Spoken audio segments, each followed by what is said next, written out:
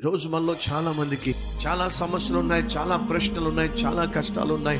వినండి, వాటన్నిటికీ సమాధానం ఉంది. ఏమిటా సమాధానం? ప్రార్థన. ఉద్యోగం చేయడానికి సమయం ఉంది, వ్యాపారం చేయడానికి సమయం ఉంది, టీవీ చూడడానికి సమయం ఉంది, సెల్ ఫోన్లో మాట్లాడడానికి సమయం ఉంది, అన్నిటికీ సమయం ఉంది. కానీ ఇవేవి కూడా నీకున్న సమస్యలను తీర్చలేవు.